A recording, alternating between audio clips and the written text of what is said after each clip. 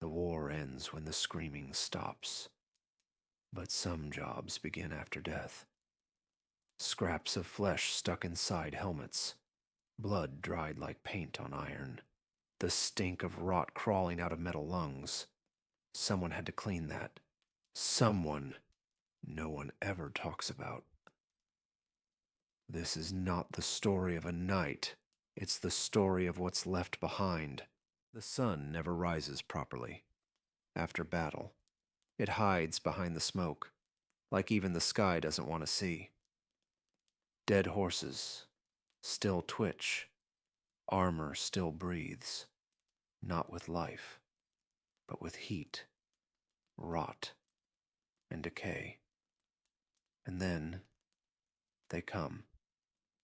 The cleaners, wrapped in dark cloth, gloves soaked in oil and ash.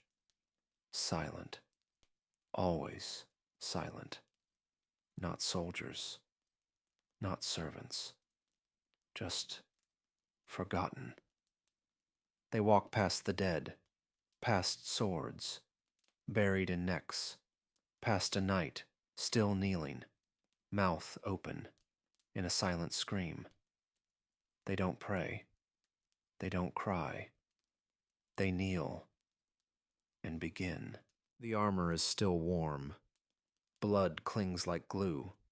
Flesh gets stuck in the hinges. Bits of teeth rattle inside helmets. First, they pour boiling water. Then, the scraping begins. Not with tools, with hands. Fingers numb, nails black, skin peeling. They don't flinch when they pull off a piece of scalp. They don't stop when the smell makes them gag. They keep going. Every plate tells a story. A cracked shoulder means a mace landed there.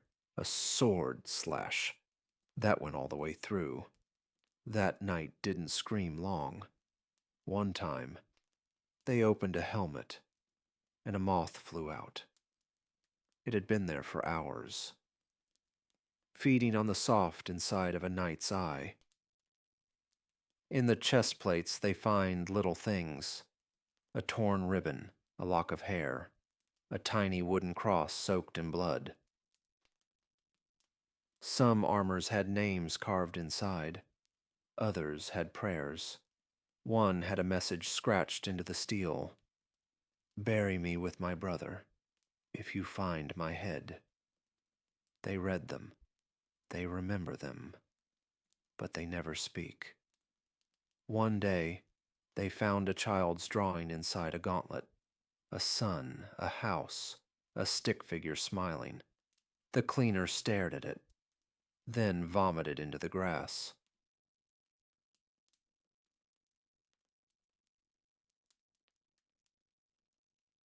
First, soak the armor in boiling herbs, not to clean, but to kill the stench. Then ash and sand. Then oil, rubbed in circles. Scrub till your fingers bleed. Scrub till the blood becomes part of the water. Scrub till the screams in your head go quiet. One set of armor takes 3 hours. There are 20 more waiting. They eat nothing during cleaning.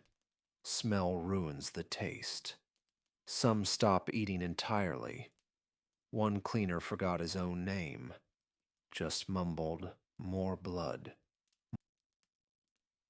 They found him asleep inside a helmet one morning.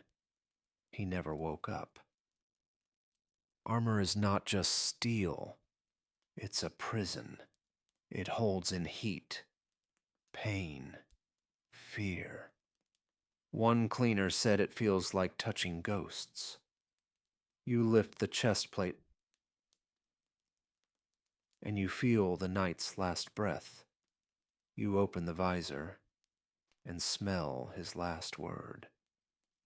Sometimes the metal still twitches, not because of magic, because death is slow. A helmet once screamed, or so they say. When the cleaner opened it, air escaped like a sigh. The voice of the dead, or the sound of war refusing to end. No one asks. No one wants to know. The worst day came when the armor was empty. No body, no blood, just the armor, standing upright, as if waiting. The cleaner touched it, cold, hollow, but inside, a note. I died yesterday. The war just it hasn't caught up yet. That armor was never cleaned. It still sits in the corner, rusted, staring. The others refuse to touch it. The nights are remembered. Statues, songs, scrolls. The cleaners. Dust. No names. No graves. No thanks. But their fingerprints are on every piece of shining armor in every museum. Their tears mixed with every drop of blood you can't see. So next time you admire a knight's shining steel, ask yourself, who had to wash the war off this? Because someone did, and they never got to forget it. Some jobs leave scars, others leave silence, but this job left nothing, not even a name.